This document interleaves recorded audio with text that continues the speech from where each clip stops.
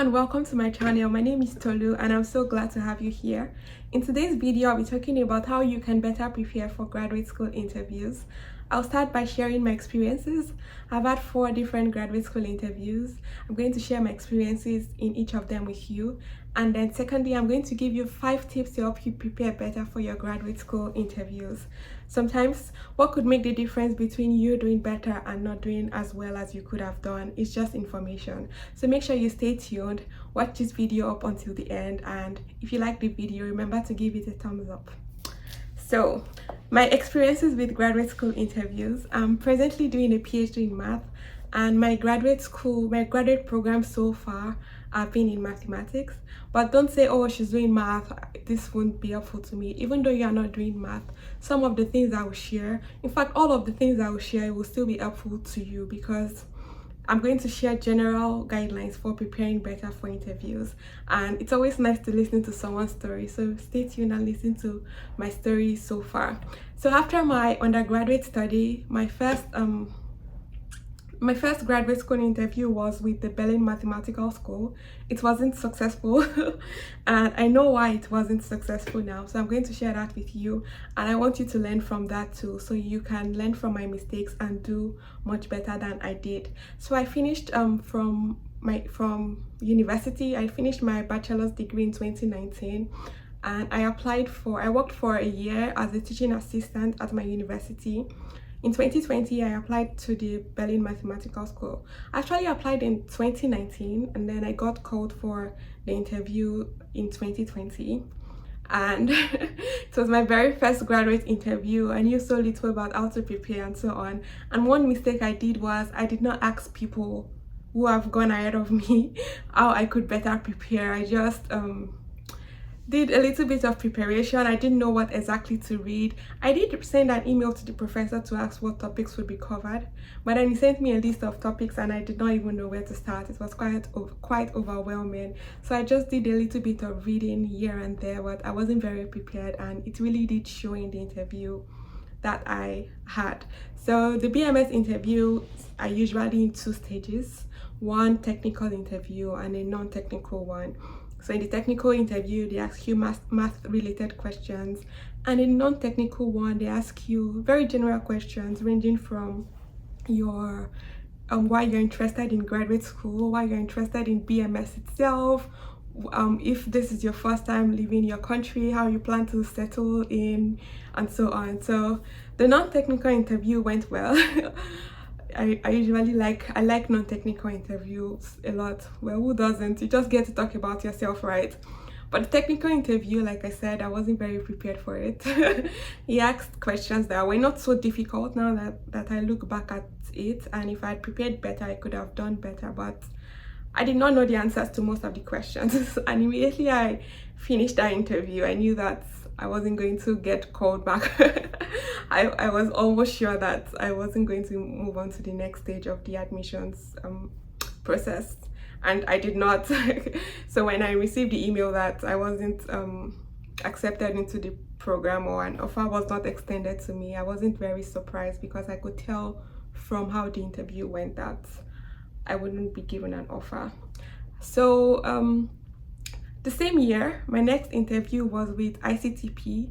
If you haven't watched my video on my experience at ICTP, please make sure you do so. I'm going to link it in the description below, and also in one of the video cards, either on my left or on my right in this video. So ICTP is an acronym for International Center for Theoretical Physics, and ICTP organizes as a diploma program that holds every year, specifically for international students from third world countries. So they have programs in math, physics, and quantitative life sciences. So if you're interested in any of those fields, do check them out, and also check out the BMS. The BMS is also a wonderful place. I spent 2.5 years there doing my master's degree, and it was excellent. I learned a lot, and the community is just great. So check out these 2 institutions if you are considering graduate study in math, physics, or quantitative life sciences. Back to my story. My ICT interview held the same year in 2020 because I applied for ICTP at the same time I applied for BMS. By the time I received the invitation to ICTP's interview, I already got feedback from BMS. So I was really nervous about the interview this time because I wasn't sure if it would go the same way the BMS interview went or if I would do better. I was really nervous, but I did take my time to prepare better for this interview. And it went well. It was good. There was just one interview, 2 professors, and they asked, it was just a technical interview all through. They asked math related questions, but it was short. They asked, I remembered the interview questions this time. They asked me a question about Sylow's theorem in algebra, and then one other question in analysis I don't remember. So Sylow's theorem, I think I was asked to state the theorems and to give ideas of the proofs of the 3 theorems, or one or 2 of them, something like that, but definitely Sylow's theorems.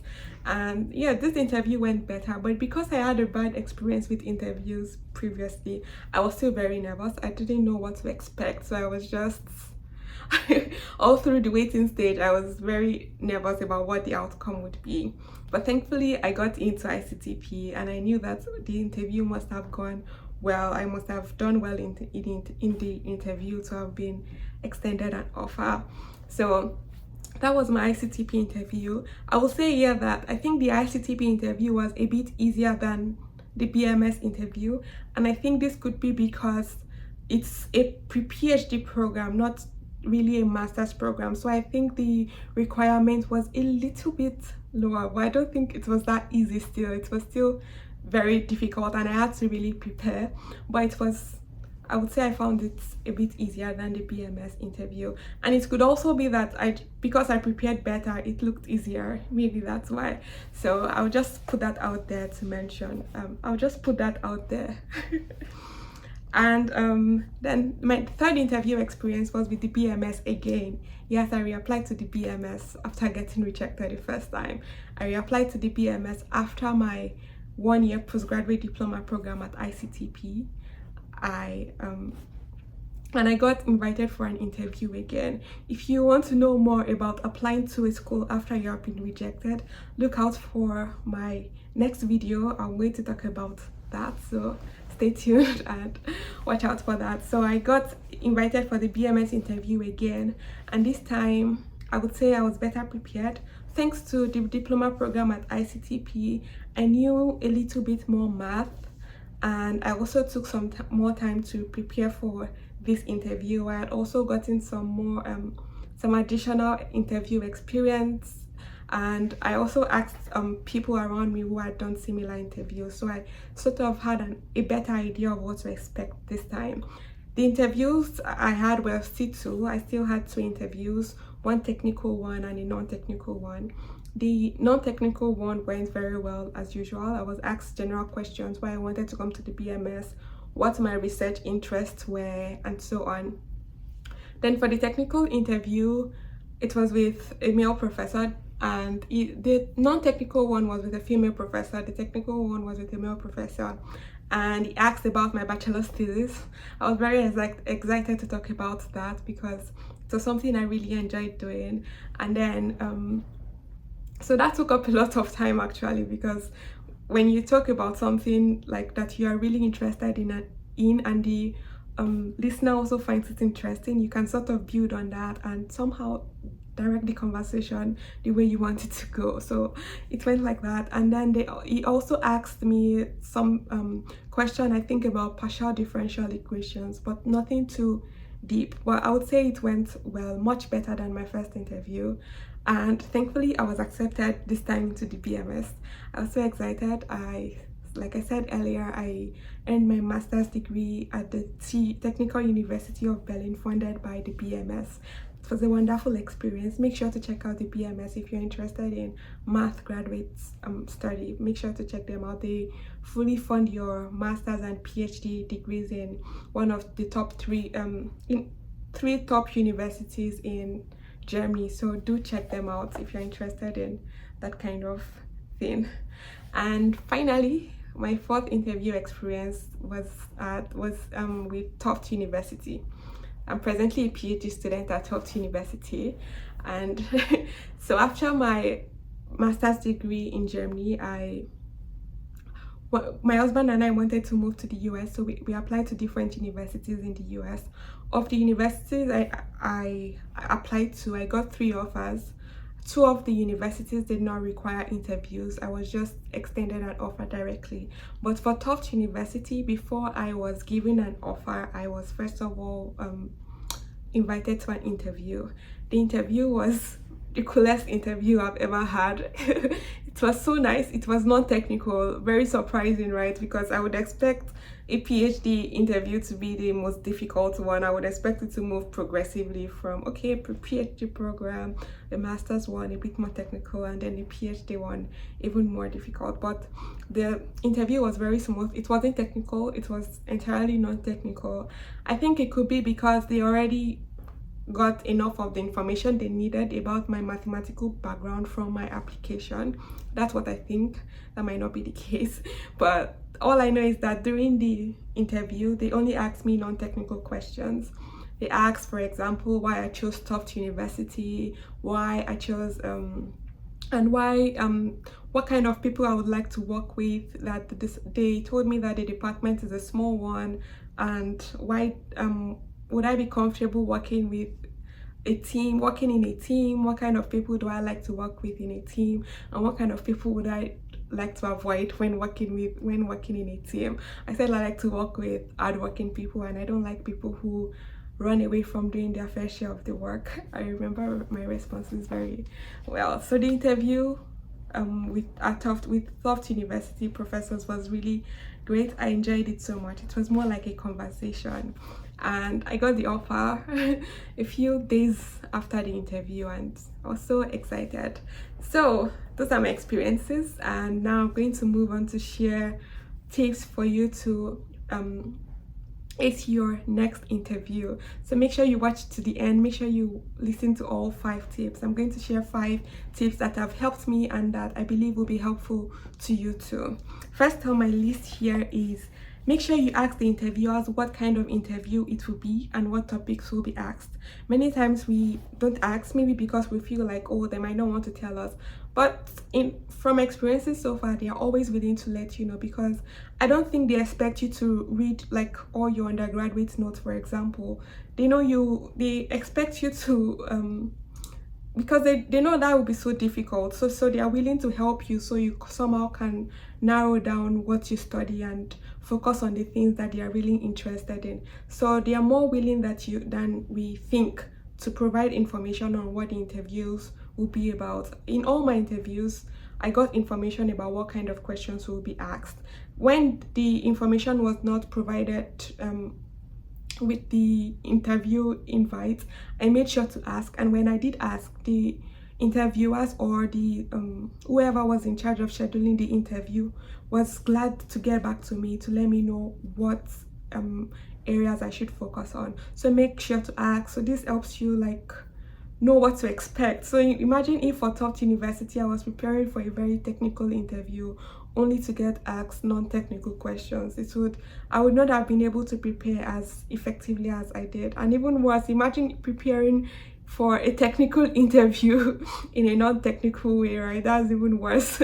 So make sure to ask, so you know what topics to prepare for, and you can focus on those topics, so you don't like have to read all your undergraduate notes or something like that. Make sure to ask. Then second on my list is to start preparing early. The moment you get the interview invite, start preparing. Once you know the topics to read, start preparing for the interview. And one thing I would like to mention here on how to prepare is, you don't have to bother about going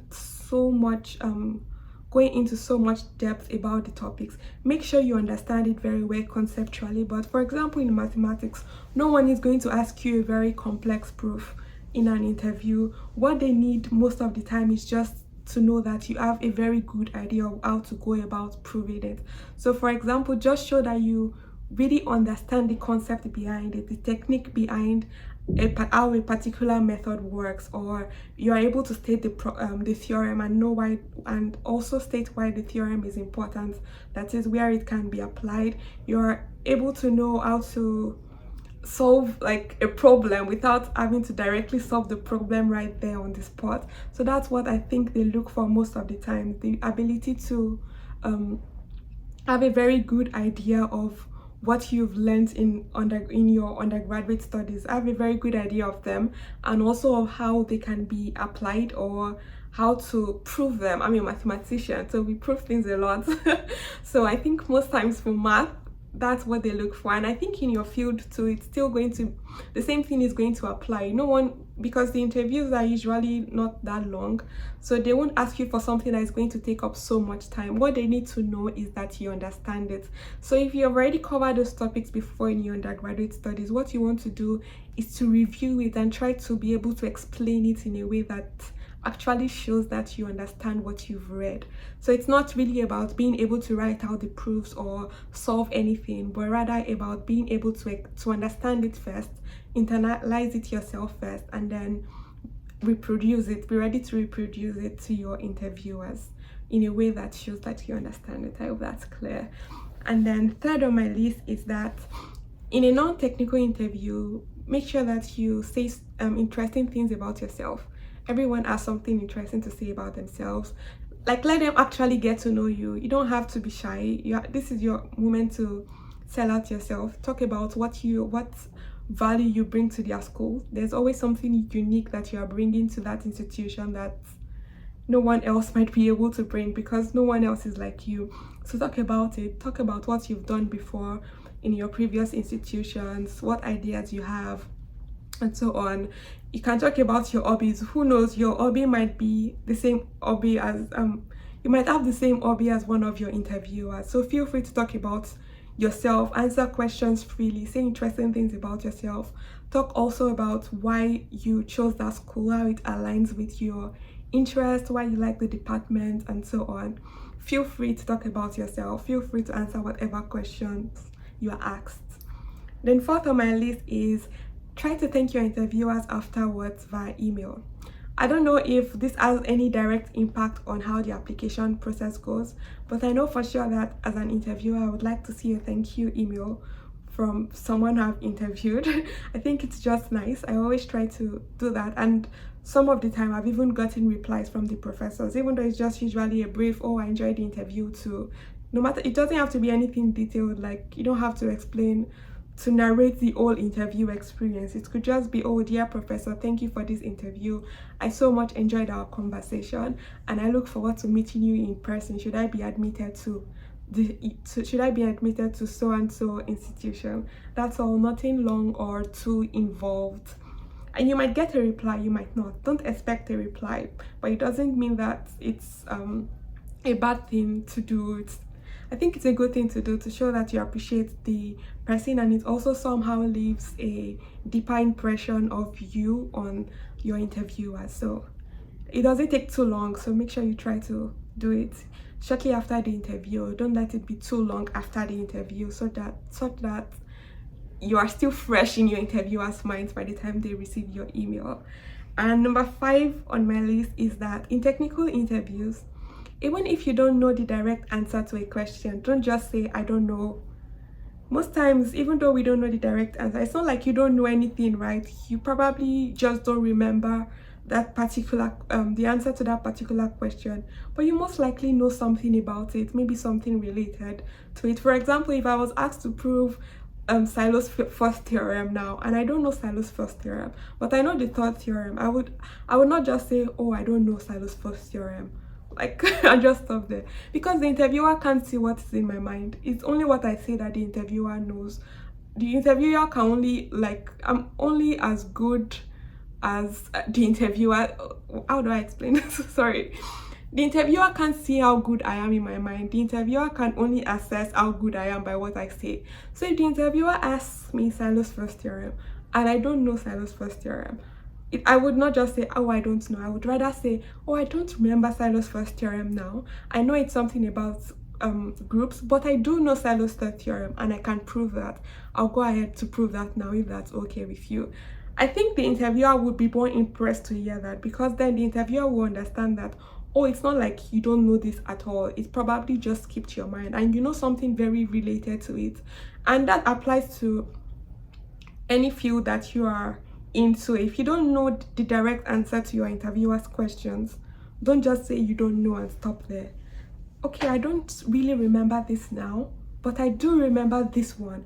Or I don't remember the full proof. I'm somehow stuck at this point, but I remember the next step in the proof, but I just don't remember what leads to that step or something like that. And then that way you can actually have a cool conversation with the interviewer instead of just like saying you don't know and stopping there, because that way the interviewer will know what's going on. Okay, you don't know this question and you don't know that question, what do you know?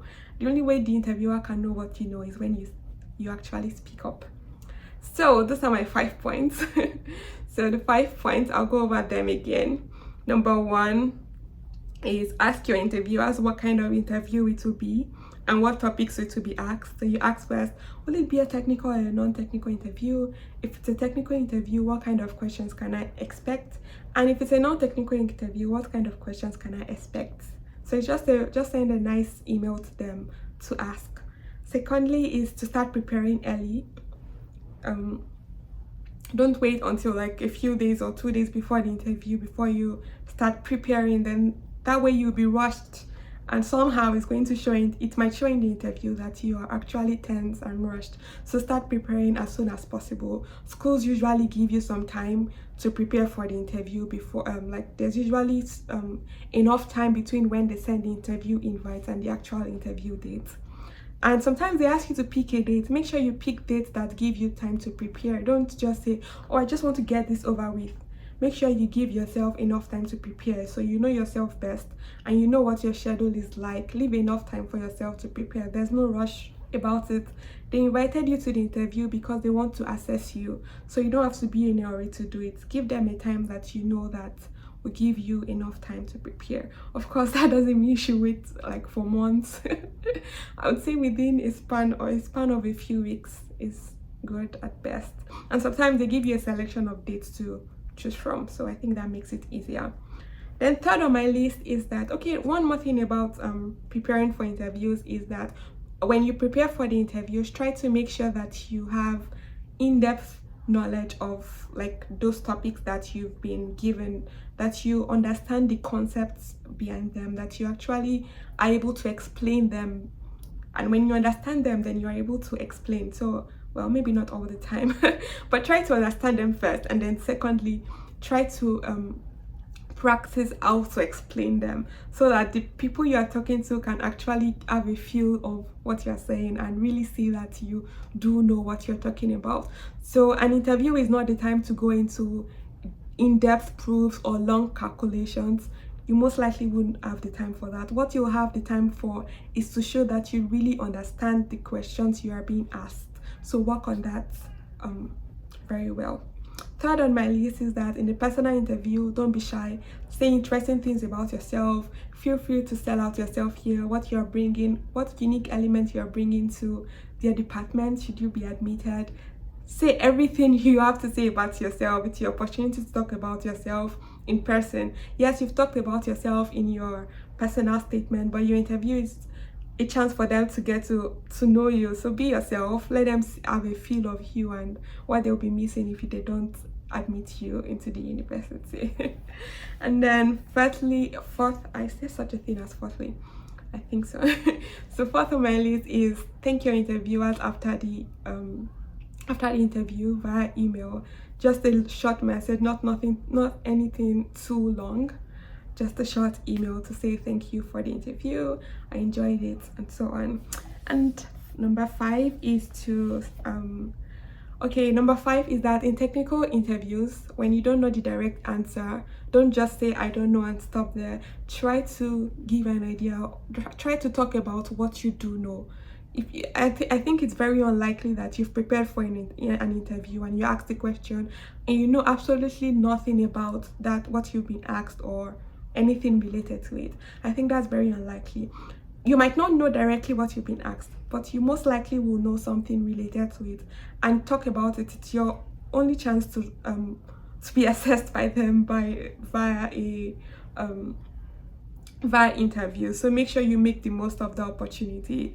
Or you can say something like, I know that this is true for closed dimensional subspaces, for example. I expect that there's a similar reasoning in this case, but I'm not very sure, or something along those lines. Just like say something, make sure you say what you do know, even like if it's not the direct answer to their question. But of course, don't make it like, these professors are very smart, right? If they ask you a question and you don't know the answer, don't pretend like you know the answer. Make it clear that, oh, I actually don't remember this, but I do remember this, and not like you're just trying to trick them into thinking you're answering a question when you are not. So those are my 5 points.